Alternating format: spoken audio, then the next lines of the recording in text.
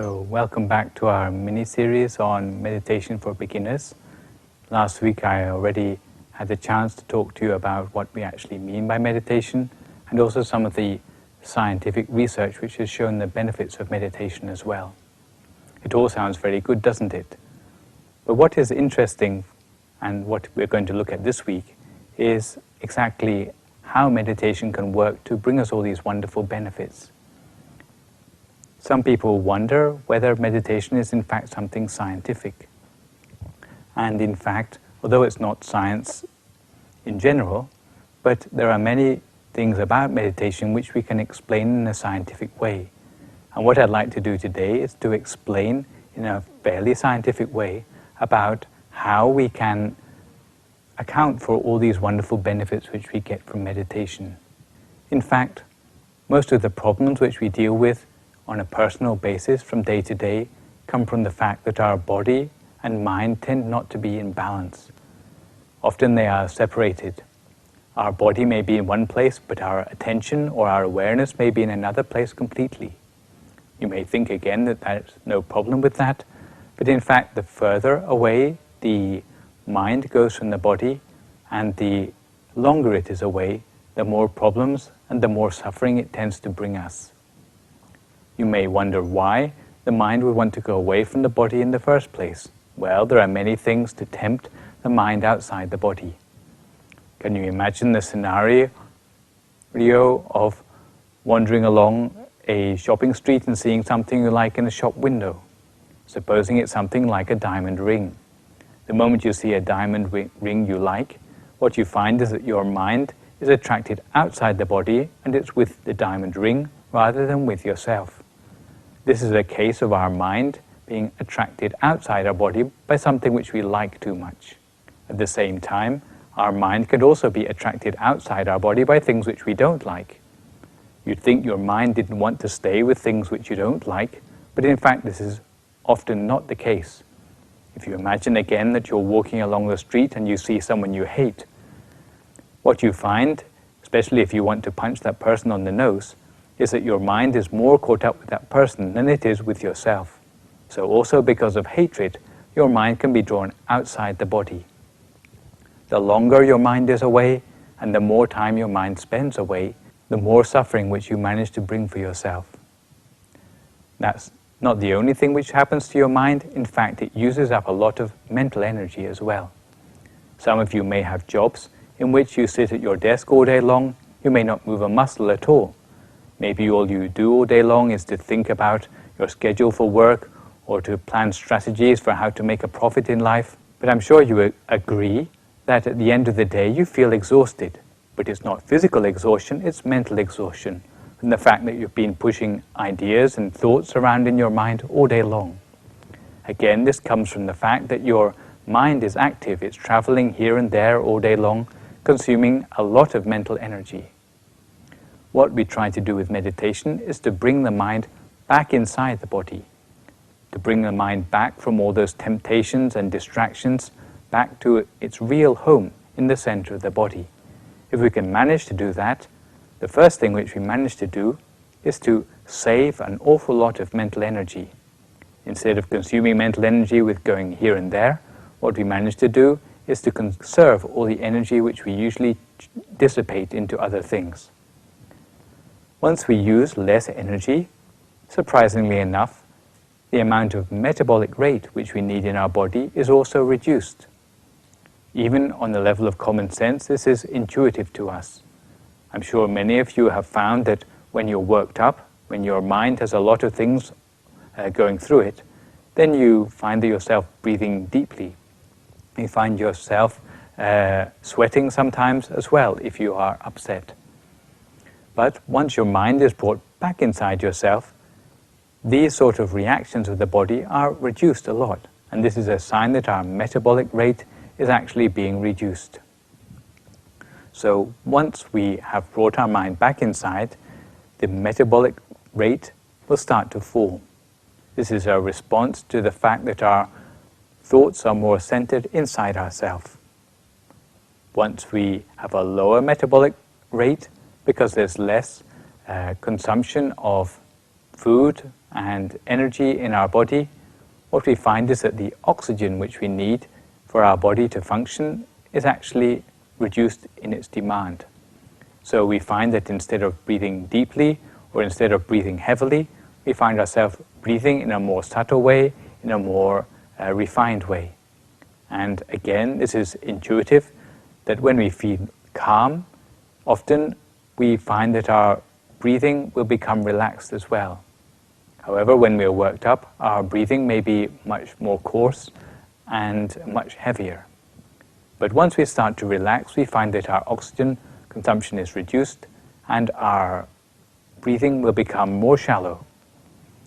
Once the breathing becomes more shallow, the next thing which happens is that the number of thoughts stirred up in the mind by our breathing will be reduced a great deal. It's rather like the metaphor of the ocean, in which when the wind stops blowing, there are hardly any waves on the surface of the ocean anymore. And the same thing with our mind.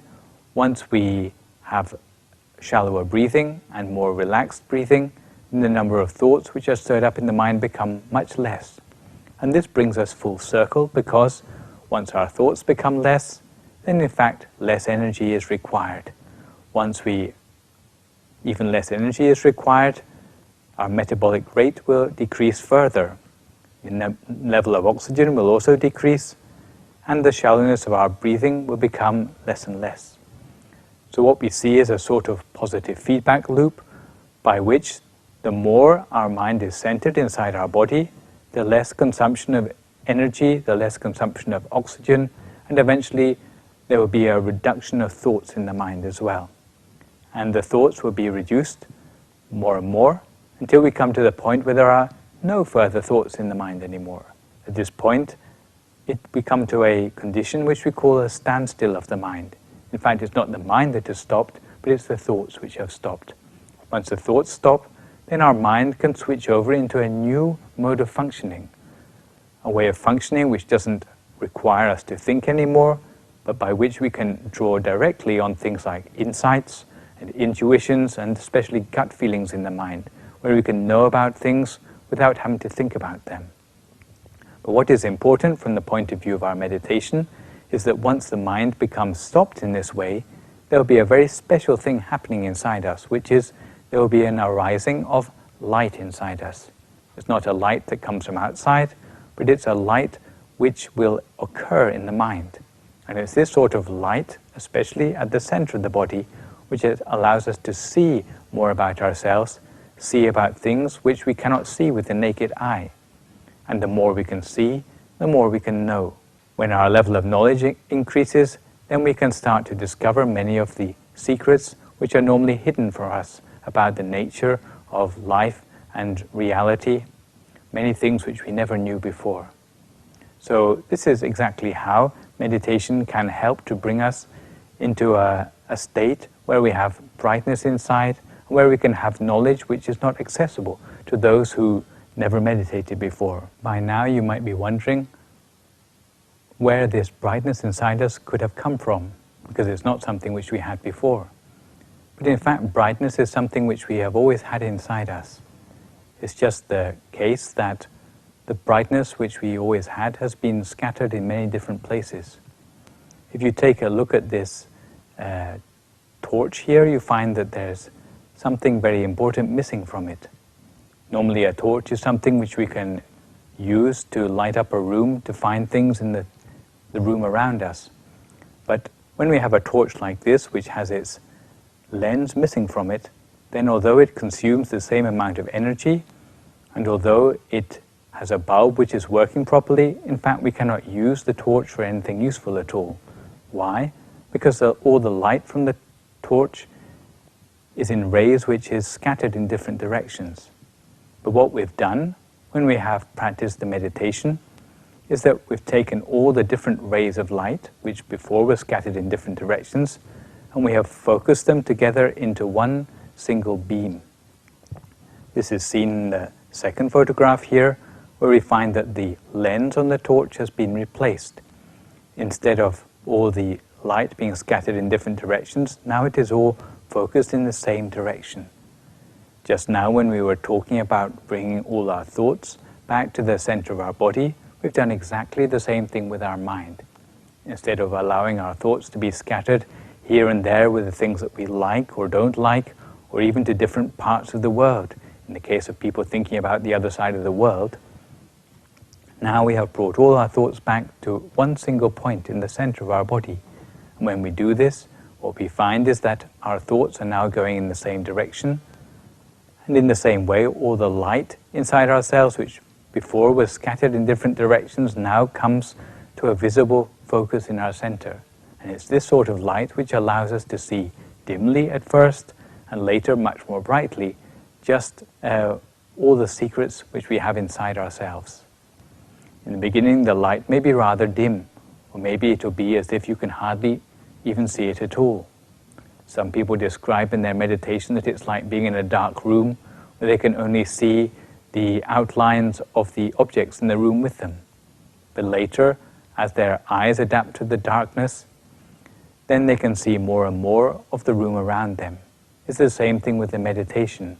With practice, the level of brightness will start to grow inside us, rather like a lens on a torch which becomes more and more focused, allowing us to have a very powerful tool to examine the nature of the world around us and the nature even of ourselves. Sometimes it's easy to comment on the things which we see in the world around us, but the last place we ever look is inside ourselves. Sometimes other people know more about ourselves than we do, but once we have a brightness inside ourselves, we can start to learn about the real truths of the things inside ourselves. We don't need to wait for other people to give us encouragement, but we can give ourselves encouragement from the inside out. So these are some of the things we can do when we do this magical trick of starting to focus the thoughts inside our mind, rather like the torch, where by focusing the beams of light we can have something very powerful. The light inside the mind can be more powerful than any of the lights which we've seen in the outside world. Some who have meditated have said that the light inside can be as bright as the midday sun, or even brighter than that. This is something which we can look forward to in our meditation once we become more proficient. This is all I'd like to leave you with from the point of view of the theory of meditation for today, but next time round we'll be looking more at some of the attitudes which can help us to study meditation in more efficient way, and these will be some of the things which I'll be talking to you next time.